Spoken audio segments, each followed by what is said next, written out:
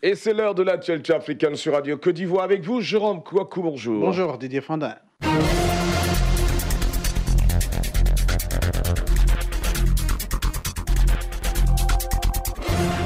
Bonjour à tous, faisons le tour du continent en quelques minutes et on commence au Burundi. Le cinquième round du dialogue burundais s'est ouvert hier mercredi à Arusha en Tanzanie. C'est la dernière tentative de la médiation sous-régionale pour trouver une sortie de crise. Charles Cablan. L'issue de cette rencontre semble incertaine dans la mesure où le gouvernement, le parti au pouvoir et leurs alliés ont annoncé le boycott de cette réunion. Officiellement, c'est pour cause de deuil que le gouvernement ne se rendra pas aux discussions. D'autre part, le gouvernement estime que certaines de ces demandes n'ont pas été exaucées, comme celle de disposer à l'avance de la liste des participants. Il y a des gens avec qui nous ne voulons pas négocier, explique le porte-parole du gouvernement.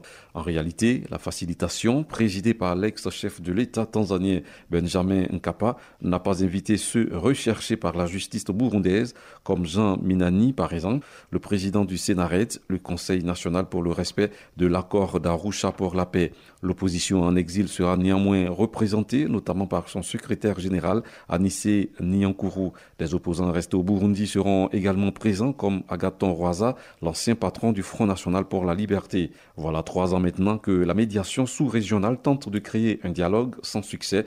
Ces discussions doivent se pencher notamment sur une feuille de route pour l'élection présidentielle de 2020.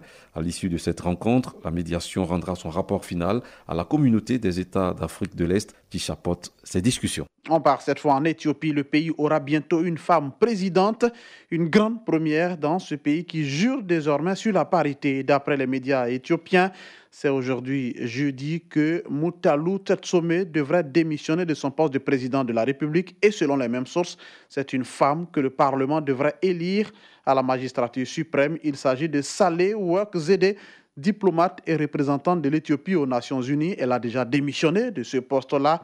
Elle est née en 1950 à Addis Abeba. Sahle-Work Zede est diplomate de carrière. Elle s'apprête donc à entrer dans l'histoire comme la première femme à accéder à la magistrature suprême en Éthiopie, bien que la fonction de président de la République ne soit qu'honorifique, étant donné que toutes les prérogatives et pouvoirs sont concentrés entre les mains du Premier ministre. L'élection de Sahle-Work interviendra après que le Premier ministre Abiy Ahmed a mis en place une équipe gouvernementale composée de 10 femmes et 10 hommes, preuve que l'Éthiopie veut faire davantage en matière de parité. En République démocratique du Congo, Moïse Katumbi, comme les autres opposants de la RDC, maintient son hostilité contre la machine à voter. Il appelle ainsi à une forte participation à la marche du 26 octobre prochain. Reste à savoir si le régime de Kabila va autoriser cette manifestation.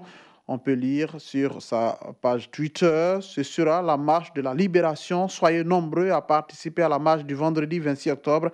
Ainsi parlait donc Moïse Katumbi sur une vidéo postée sur Twitter. Dans un lingala bien articulé, l'opposant en exil n'a pas ménagé les concepts pour démontrer l'enjeu de la marche de demain.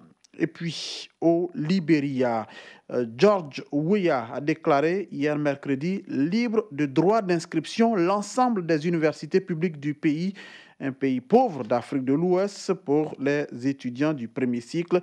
Au pouvoir depuis janvier dernier, l'ancien attaquant du PSG et du Milan AC a expliqué avoir pris cette décision après avoir été alerté par les dirigeants de l'université sur les difficultés rencontrées par les étudiants, notamment en raison de la chute du dollar libérien face au dollar américain, les deux monnaies légales dans le pays. Désormais, donc, les inscriptions à l'université sont gratuites pour tous les étudiants du premier cycle.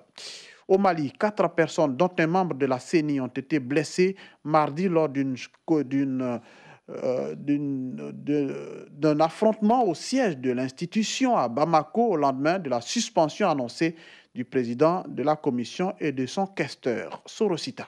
L'ambiance a été houleuse au sein du siège de la Commission électorale nationale indépendante CENI à Bamako au lendemain de l'annonce de la suspension immédiate contestée du président de l'institution Amadouba et de son questeur Befon Sissi. Dans la cohue, 4 blessés dont l'un des frondeurs, Maître Sanogo Isiaka. Autre figure de proue des frondeurs, Maître Mokhtar Mariko, il explique pourquoi il a suspendu le président de la CENI et son questeur. Il s'agit tout simplement d'indiscipline budgétaire. Il semblerait que le président de la CENI et le questeur ont touché les indemnités des membres de la CENI de Kidal et de Kayes pour payer le reliquat du prix d'un véhicule, affirme-t-il. La suspension est illégale et non avenue, répondent les accusés qui se défendent. Mais l'argent utilisé pour régler le véhicule n'était pas destiné à payer les travailleurs, assure-t-il. La tension reste vive au sein de l'institution chargée de veiller à l'organisation d'élections transparentes au Mali.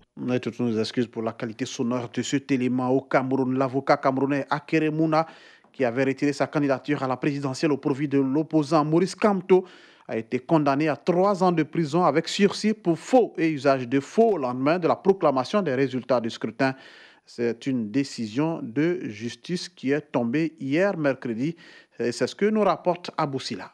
Un tribunal de Yaoundé a condamné Akere Mouna, coupable de dissimulation de procédures et faux et usage de faux, dans le cadre d'une affaire de gestion de l'héritage familial, selon la décision. 3 ans de prison avec sursis pendant 5 ans. Akere Mouna est aussi condamné à payer 10 millions de francs CFA de dommages et intérêts, une amende et des frais de justice d'1,5 million de francs CFA. Ce jugement n'est pas définitif. Il peut faire l'objet d'un appel, puis d'un examen par la Cour suprême si la Cour d'appel a confirmé la décision. Akere Mouna est connu pour son implication dans la lutte anticorruption. Ancien bâtonnier du Cameroun, il a été vice-président de l'ONG internationale Transparency International et a fondé son antenne camerounaise. Le jugement a été prononcé à la suite d'une plainte d'une ex-ministre, Ama Toutou Mouna, sœur cadette d'Akere Mouna, qui conteste la gestion par celui-ci de l'héritage familial. La plaignante estime que son aîné s'est arrogé le droit de gérer les biens familiaux alors qu'elle n'a jamais eu connaissance d'un jugement d'hérédité établi après la mort de leur père, Salomon Tandeg Mouna, ancien premier ministre camerounais. Les avocats d'Akere Mouna ont toujours clamé le contraire.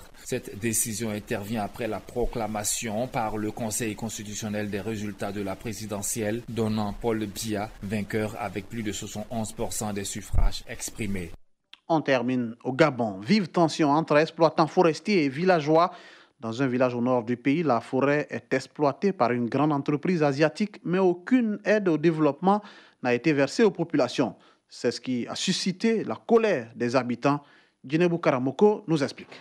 Dépossédés de leur forêt, ils revendiquent des compensations promises par ces entreprises exploitant le bois dans la région. Depuis 2014, la loi gabonaise prévoit que les sociétés versent de l'argent aux comités de villageois pour aider à des projets dans les localités où elles opèrent. Cependant, les entreprises justifient les retards par des contraintes internes ou externes, accusant aussi les villageois de manquer d'informations. Selon le directeur administratif de la société chinoise présente dans le nord du pays, ils sont encore en pleine installation et n'ont pas encore atteint la vitesse de croisière pour pouvoir produire et ristourner les populations. Pour les autorités locales, les sociétés ont un devoir de redistribution étant donné l'impact qu'elles ont sur la forêt. Le Gabon accueille plus de 150 opérateurs forestiers, un secteur qui représente environ 5% du PIB national, et l'État s'est lancé dans l'industrialisation et la transformation de la filière bois. Le secteur du bois a généré 10 000 emplois depuis 10 ans selon les chiffres officiels. Fin de ce bulletin Afrique. Merci à Valentin Kouassi qui nous accompagne depuis 5 h du matin. Didier Fandin, on vous passe la main. L'info revient à 9 h. Excellente journée. Merci.